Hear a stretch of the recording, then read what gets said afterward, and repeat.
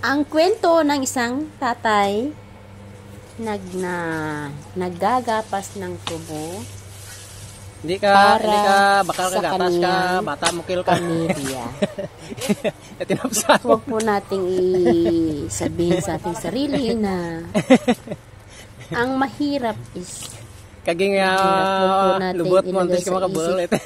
Sinintimos. Huwag nating isa sa isip na ang mahirap po is mahirap. Hindi po.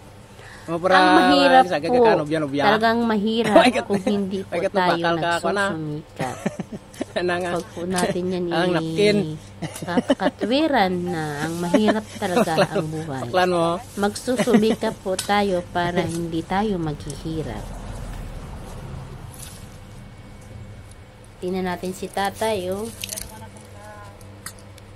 Maghapon sa ilalim ng arawan para iahon ang kanyang pamilya na may ipambili ng gatas ng kanyang anak. Kaya mga kababayan, huwag natin ikatwiran na ang mahirap is mahirap. Huwag po. Ang mahirap po, ang katumbas niyan ay ahon pagdating ng araw kung tayo ay nagsisikap. Nung araw, ganyan din po kami. Maghapon, umpisa alas 8 ng umaga hanggang alas 4 ng hapon. Magagapas ng tubo para lang may pambili ng notebook habang kami nag-aaral at pambili ng pagkain para lang may laman sa sikmura.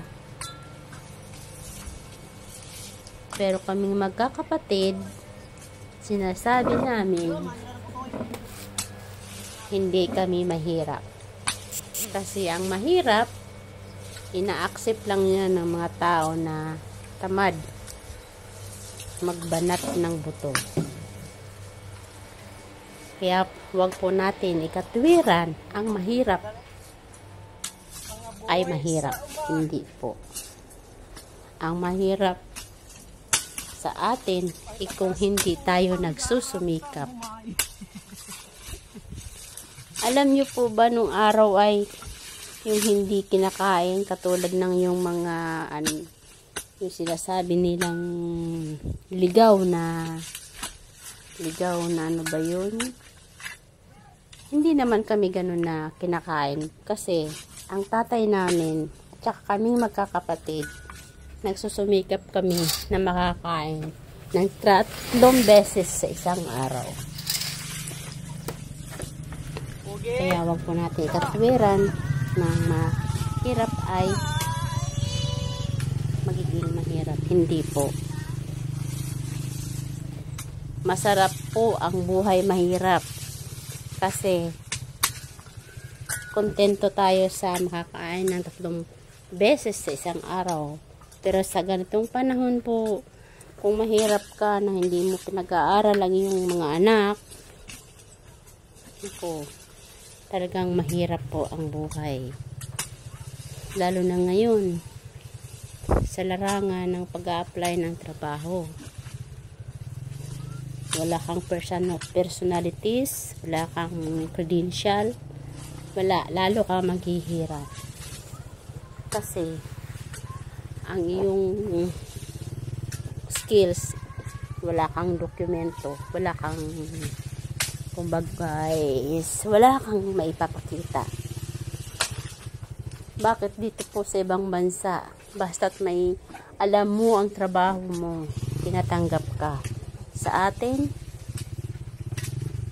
wala kang personalities, wala. Pero laban lang tayo, laban lang. Basta ang importante, mapag-aral mo at mapakain mo ang iyong mga anak.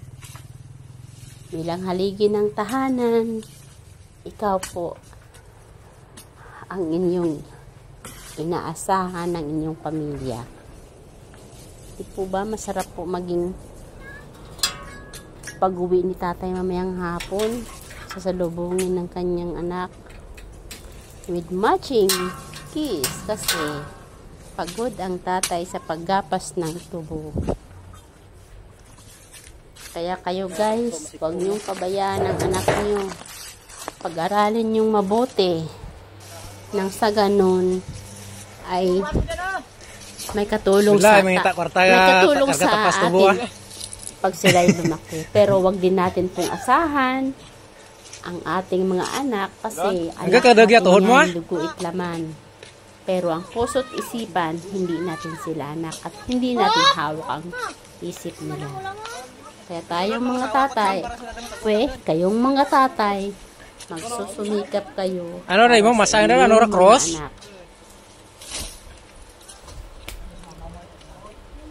Ang bigat nito, ang init.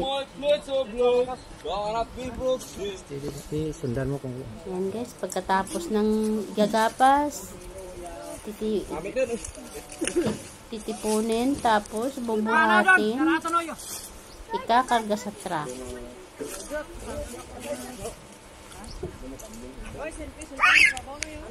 Naranasan ko rin ito guys, di nyo ba alam?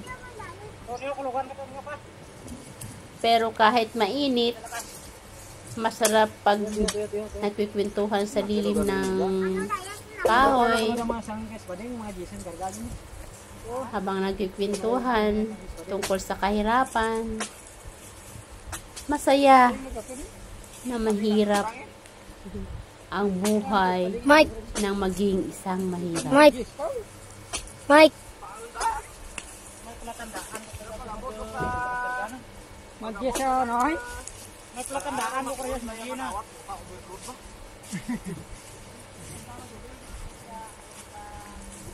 Kahit mahirap, nakangiti pa rin at kumakaway pa rin. Ganyan kasarap ang buhay ng mananabas ng tubo.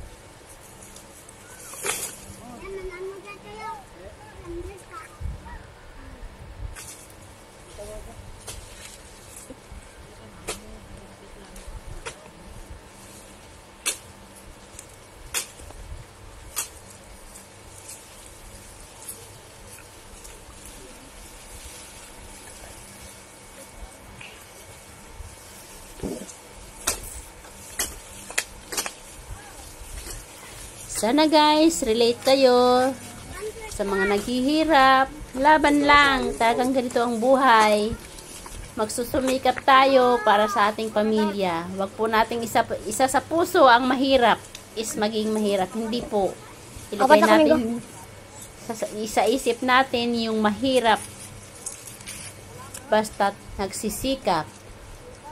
Ika nga sa Diyos ang awa, pero nasa tao ang gawa. Salamat sa inyong panonood.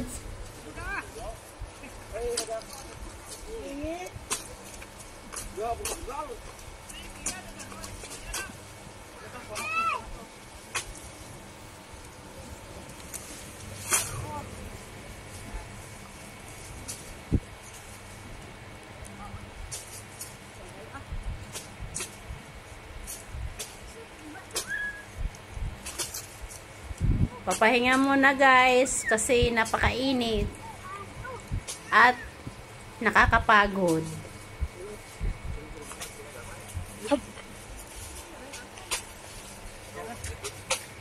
Hanggang sa muli. Thank you for watching.